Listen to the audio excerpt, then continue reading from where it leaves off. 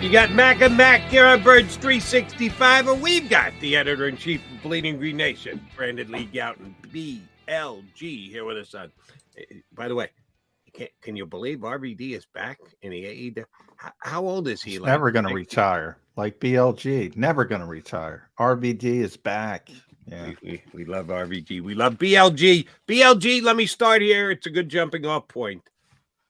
Other than Jalen Carter, who was the best Philadelphia Eagle on the field the other night? Reed Blankenship has to be up there. I mean, he's pretty good. I like him a lot. I think he's proven that the trust that the Eagles put in him to be starting safety pretty much from day one of training camp was justified. DeAndre Swift, if you want to go offense, those are probably the top two. If we're not talking about Jalen Carter, I'm going to go Jordan Davis. What if I said that to you, BLG? Right next to him, the two Georgia guys. Jordan Davis, despite only playing, 21 snaps or so, whatever Carter was at. They played the same amount of snaps. Yeah, they don't play. I mean, 46% of the snaps, yeah. He had 3 stops, according to PFF, which is like a metric that they use to determine a tackle that was, a failure by the offense, not just like, these empty tackles downfield, but actually something that stopped the offense from doing something productive. So he's pretty good too. Yeah. I looked at that safety, and if you slow it down and you look at the first step, you're like, Jordan Davis got beat. Perfect. Jeff Stoutland angle by Tampa Bay. They got him double teamed. He's taking a step back. And all of a sudden, you speed it up, and Nicholas Morrow slices in right behind him. It was like the old Georgia days with Nakobe Dean. He's taking up 2 guys. And then by the time it's over, he's got both guys 2 yards in the end zone. He just pushed them back. The improvement of him in year 2, and the fact that Jalen Carter just exploded onto the scene has sort of changed this defense. And I think it might be better than last year's because they're better against the run. And they're better against the run because of those guys in the middle. Agree or disagree? I mean, better is relative because it's hard statistically, it's that, Yeah, with the sack number, it's hard to, but I do agree it's still very high quality, and it is different. I think better maybe in a different way, and it kind of harkens back to a little bit of what you were able to do with Jim Schwartz's MO back in the day, where you earn the right to rush the passer, you shut down the running game, and then you, in theory, can tee off on the quarterback. And yeah, I mean, Jordan Davis, he had that one play too where I thought he was going to rip the running back's head off the way he had him in like a headlock there. I mean, it's sometimes you don't have to overthink it. I mean, Jordan Davis, Jalen Carter, amazing players at Georgia. You were able to reunite them. That's a huge deal. I think the defensive line talent, not only being so good at the top there, but also having the depth. I mean, you have Marlon Tuipulotu out here getting a sack. He's your 5th defensive tackle. He's only playing 8 snaps. I mean, the depth of that unit, in addition to the top end talent, I mean, they're just stacked. All right. Since you referenced the word better, I don't think any of the 3 of us will debate this. Jalen Hurts has not been better than he was last year. That's a pretty damn high bar, runner-up for MVP. So sorry, Jalen, you kind of said it. And I'll use Jalen's phrase, the standard. You need to reach the standard. The Eagles haven't necessarily reached their standard just yet. And we know for a fact Jalen hasn't reached his own individual standard yet. Why the drop-off? Take as many reasons as you can. Put them in some kind of an order if you can. Why do you think Jalen Hurts has not played as well this year as he did last year? I really think there are a lot of things that go into that, including that I think there's always going to be some level of regression after he was so good last year. I think you look at the fact that they played some pretty good defensive coordinators / defensive minds here between Bill Belichick and Brian Flores and Todd Bowles. I think you also look into the fact that league-wide, for the most part, passing numbers are down. Ruben Frank had a good article about that over the weekend. You're just not seeing that for the most part, some exceptions aside. So I think you just look at those Miami. factors. Yeah, basically that's what I'm thinking of when I'm Yeah. saying that. But yeah, so I think there's a lot of things that go into that. And I have no doubt that Jalen Hurts will pick it up. I do agree he needs to play better, and I don't think he has met that standard. I do think he will get there. I thought there were some positive signs in Tampa, BLG, in that, first of all, he was sick, and he legitimately was, Sure. because, he couldn't talk, basically. You could tell how congested he was after the game. But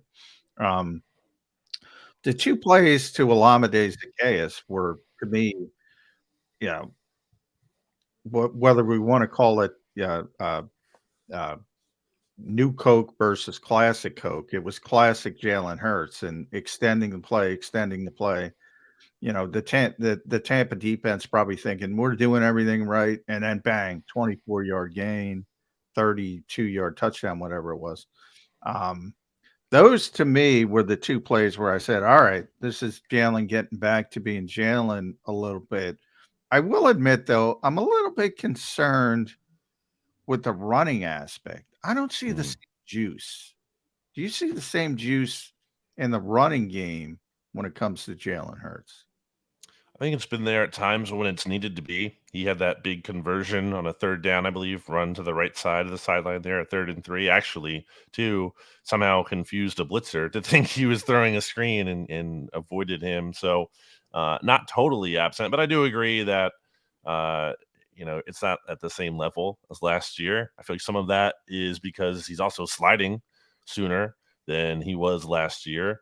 I am sure that the new contract and the need to stay healthy after getting banged up in previous seasons is factoring into that. So, again, I think it's early. I think he's going to get there. I think at the same time, it is fine to point these things out and be critical and call it out, because I think everyone knows he can play better than this. We've seen it, and there's too much talent on the offense for him to continue to be this player he's been the rest of the entire season.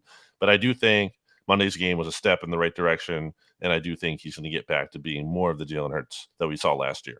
Yeah, and I was on WIP late night after the game on Monday, and he had one slide in the game that was just a bad decision.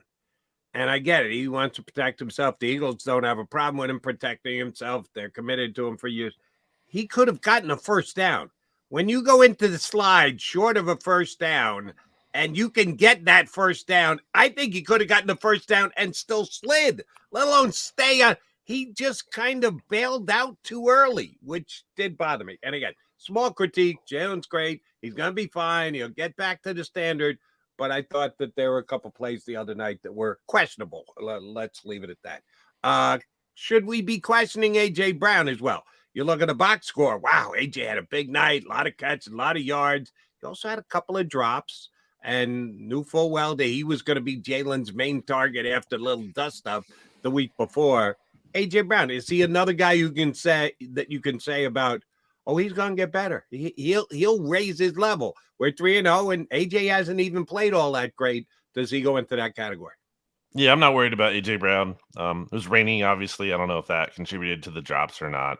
I think he'll be quite okay. It is funny for him to go out and say that it wasn't about targets, the conversation he had. And then he's getting like 100 targets. Yeah. He had 14 targets. There's only 2 games in his career where he's had more than 14 targets. Well, the squeaky wheel gets the oil. Yeah. So, yeah. 14. That says it all. That certainly worked. And I think that Dallas Goedert was number 2 with 7. So, yeah. Is that a concern? Because, hey, I think the Eagles coaching staff was swayed by the complaining. Is that a concern? I can't get concerned about getting A.J. Brown more involved. And I do think specifically early in the game, I mean, they went to him, on their first 2 passing plays, right? Something like that, I think, is a great way to kind of prevent any issues with AJ not feeling involved. I'm not saying you have to throw to him multiple times, but at least get him involved on one of the very first. He's your best offensive player in terms of a passing target. So if not, he's very up there. So, yeah, I mean, I don't have a problem with that, because I think that's going to yield a lot of success. All right, BLG, you just did this, and you're not alone. Others have as well. We cut the quarterback a little slack because, hey, he was up against Belichick the first week. We cut him a little slack because he was up against Flores, who I think John thinks is like the best defense coordinator in all of football because he just does it differently. He doesn't buy into the Fangio stuff like everybody else. And this past week, he's going up against Todd Bowles, and he hadn't beaten Todd Bowles, hadn't won against him. Are we going to do that with Ron Rivera again this week, too? Give Jalen a little half an out because, he's up against a pretty darn good defensive mind on the other sideline. Yeah, I mean, I don't think their total. I mean, Jack Del Rio has had some success. I think there are worse defensive coordinators, but I also think there are much better ones as well. And even though Washington does have talent on defense, more so than I would say, than on offense, it's not that you need to put up 70 necessarily, but I think you do need to see the passing offense take another step forward. That's how I kind of think of the Bucs game in terms of the offensive perspective for Jalen Hurts, Brian Johnson, and the operation as a whole. It's something to build on. You can't just have that be your highlight. You need to make progress, further progress moving forward. I think they're going to have the opportunity to do that, not only because I think this defense isn't anything special, but also because the Eagles the Eagles defense should be able to get the offense a lot of possessions in this game and give them chances to score. At the risk of upsetting Nick Sirianni, I'm going to look ahead, BLG, a little bit and talk about that Miami game. We thought it would be the Jets game, the first real test. It's now looking like Miami. That's one of the few explosive offenses you alluded to, passing offenses. If Hill is there, if Waddle's there and healthy. And I bring this up to talk about how they're handling the slot. Now, multiple injuries, and they did move James Bradbury inside. Sidney Brown got some work there as well before he hurt his hamstring. Long term, do you think that's sustainable, the way they're handling the slot, the way they did in Tampa? No, I don't. In that, I think we're going to see it adjust throughout the season. I don't think it's just going to be Bradbury the rest of the way. I think they're going to mix in Sidney Brown, like you said. I think they want to some extent. If Mario Goodrich is on the roster, I would think that maybe he would be in there. That was a bad sign, PLG. I agree, but why is he even on the roster if he's going to be your backup slot and you lose your starting slot and he's not even going to be active? So I don't know if that was. I mean, the only reason why he would be inactive to me is that it would be a matchup thing. Otherwise, why aren't you just cutting him? And they have to get a spot for Braden Mann if they're going to keep him in a couple of weeks. Kobe Dean is going to be back in a couple of weeks, so they're going to need some spots. And to me, Goodrich is probably gone if they're making him inactive, right? So, are they going to go outside the organization, or? I'm with you. I can't see this working long term, especially when you get to teams that can, like Miami, take advantage of it. Yeah, I think they're going to experiment there again with what they have. And then, I mean, it's not uncommon for Howie Roseman to make a trade deadline deal. So certainly not going to rule that out. But I don't really know that, that's something that I just don't know that. We can just get a slot corner from somewhere. I don't know if that's something they can just definitely do. We beat this up before, and we're going to beat it up again because John just brought it up, and it's a question I'm going to ask. Don't know that either you two guys have the answer. I guess I got to ask Nick Sirianni. Why is Kentavious Street here?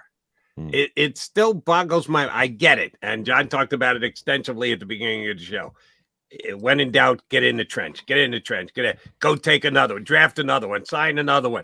Be as good as you can be in the trenches. It'll pay off. And Kentavious Street might be an NFL player. He's a reserve defensive tackle. Why is he here? If the Eagles do get in a roster crunch, why are they still clinging to Kentavious Street above and beyond that? That's what the Eagles do. They overemphasize line play. They believe in a 6-man defensive tackle rotation. They were using that last year, and they still want it this year. and God forbid someone goes down, okay, then you're down to 5. They want to go really heavy at that position, and I can't blame them considering the production they're getting out of the top end guys, and not even having to play them too much. Like I said, Carter and Davis played the same amount of snaps. They're not even on the field a ton, but they give you such high impact in those low snaps that I think you have to say that the rotation is something to believe in. And even, and again, bottom of the end guys there too are also. So then let me ask this, and I apologize for interrupting. They kept Moro Ojomo in the 53-man, and he's been inactive all 3 games, understandably so. But if he's good enough to keep on the 53, isn't he good enough to take 6 snaps a game? What Kentavious Street is doing, do you need to have another defensive tackle? Either Ojomo is that good that you can't risk him and you can't get him through to the practice squad. But if he is that good, why can't you play him for 6 snaps? I repeat, why is Kentavious Street still on this roster? I think that's something that could change through the course of the season when you need that roster spot. Maybe that's a point where you're like, okay, Ojomo has had some time in here in the system and everything. He also got banged up a little bit late in the summer there, so maybe he's slowly but surely getting a little bit healthier as well. Maybe you flip that switch at some point, again, if you need that roster spot. But for now, they don't. Yeah, I'm gonna take Jody's sentiment and turn it to cornerback, because we heard all this. Well, you can't risk losing these young corners to waivers, which I think is bullshit. And I've given Howie all his flowers today. I think Howie's done a tremendous job building this roster. But if I am going to nitpick something, because to Jody's point, okay, I'll buy it, but they don't need defensive tackles. They need cornerbacks right now. And what they're telling you is Mario Goodrich and Eli Ricks aren't good enough to play. So why are they on this roster? And if they're not good enough to play, and you're worried about losing them on waivers, let's say somebody picked up Ricks on waivers. All right, then he becomes Noah Tungia. You lose him for a year, 6 months, and he comes back. Who cares? I think that is the bigger issue, because they need cornerbacks right now, and they're telling you these guys can't play. And I got to move Sidney Brown to the freaking slot. That to me is the bigger issue, BLG. Am I overemphasizing that? It is pretty annoying, I would say, from a roster construction standpoint, that you have all these cornerbacks and none of them can play the slot. All these backups. I guess you could say the other end of the Ricks thing, if it's not, a Tungia might be more likely in terms of that situation, but it could also be, Jordan Poyer or, the exception. But I think part of the difference there, of course, is balancing what you have now and what you have in the future, and the fact that you have these older cornerbacks. I think you have, and a slot cornerback who could be gone, Maddox, next year. I think you have to consider the future of that position as well. And I think it's okay to go a little heavier there, knowing that James Bradbury. But I would say they already have Isaiah Rodgers for the slot, so we is thinking ahead. For the slot, my own my bigger concern is obviously that they need cornerbacks right now, and it's not that you can't project injuries. Obviously, that's not their fault, but that to me at that stage of the game, all right, if these guys aren't ready to play, we got to find guys that are ready to play, because you need them right now. In the case of defensive tackle, you're incredibly deep. That's the strength of their team. They're building the foundation on that defensive line, that offensive line. I don't have any problem with that. The cornerbacks I have a problem with, because now they're messing with Sidney Brown. Now, maybe Sidney takes a huge leap forward. Maybe he takes to the position, but he's a safety, right? And to me, if you're playing him out of position, that's going to slow his development at his natural position. It's nitpicking, but this team's so good, that's all we can do at this point. I think they made a mistake at the bottom end of the roster, the construction. And Howie's been great, but at the bottom end, I think he made some mistakes. I think it's okay. I mean, I don't have a huge issue. I both think it's not terrible what they did, and I also think it is okay to question those bottom of the roster decisions. I think that's something that does get overlooked and can matter more ultimately than we probably think it does in the long run. I mean, look, they didn't keep Britain Covey, and a lot of people were okay with that, and the Eagles that were okay with that, and the rest of the league didn't go after him. But if they did, well, maybe they don't have one of the best punt returners in the league since late last season I'm on their glad you roster. brought him up. I should have brought him up. That guy is just good. Why do people not recognize it, BLG? I think people do this thing. It's my own theory I've been working on. I really believe that people hang on to early season performance for some reason. And I think we even saw this a little bit, not this to the same extent, different situation, but a little bit last year. I'll use Darius Slay for an example. I thought Slay didn't finish the season as hot as he started it, but he started it red hot. And that game against Justin Jefferson week 2 last year was awesome. And I think he kind of rode that the entire rest of the year and kind of skated some criticism when he wasn't as good at the end of the year. By the inverse, I think Britain Covey started slow, understandably, as a rookie last year, and everyone got the perception that he's just not any good, when in reality, he kind of turned it on late in the year, even had a good return in the Super Bowl itself. Great return. And he had, obviously, the fumble last week against the Vikings was bad, but more often than not, since like basically week 13 or so last year, he's been one of the best punt returners in the NFL. The best. Yeah. Number one in like every category. It's unbelievable. And yeah, people don't recognize it. It's kind of amazing. All right, BLG, I'm going to make an analogy here, and I know you're a good overall sports guy, so you get the drift I'm going for here. For years, I've been saying for Major League Baseball relief pitchers, shut up and get outs. Ooh, you got to have him in a role. Yeah, he's either the 9th inning guy or the 8th inning guy or the get the tough lefty guy. And relievers have to have their roles. They have to know their roles. They have to understand their roles. They have to accept their roles. Here's your role. Take the ball, get outs. Plain and simple. It's not that difficult to understand. I'd like to say the same about kickers because John and I over the last week have wondered if Braden Mann is going to be a good holder for Jake Elliott. Jake Elliott's one of the best kickers in the game, but every once in a while he misses one, and we all have to come up with an answer as to why he missed, other than he missed. Or it's got to be the holder. You got to put it on. He's got to have comfort level with his holder. Hold the damn ball, kick the damn ball. It's not that difficult. I love Bleeding Green Nation, first website I go to every single day because you guys go beyond the story and get in the weeds and whatever. How did you not know that Braden Mann was going to be great this week? 3 kicks, Jake, not a problem. Extra point, not a problem. He might be the greatest holder of all time. How did we not know this, BLG?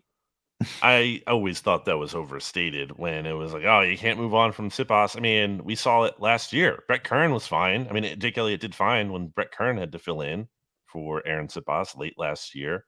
As a holder, at least. He wasn't good at punting the ball. Right. But that's why he's not here. That was always overstated. And I think Aaron Siposs being gone is absolutely the right call. And we'll see what Braden Mann does as a punter. Hasn't really had the chance yet. I don't think it's overstated with certain kickers.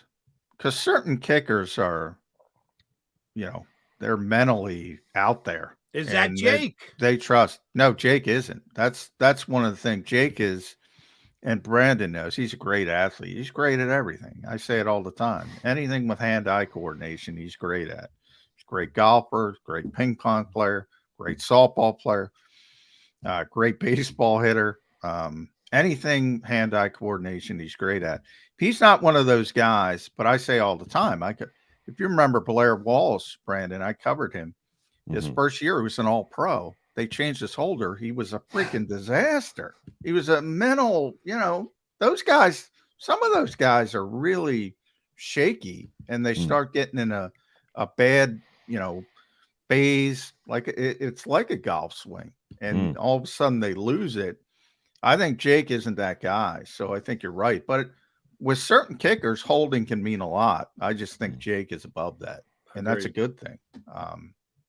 I think he's in the conversation for being the second best kicker in the NFL. I always go Justin Tucker, probably Daniel Carson, number 2, and then Jake.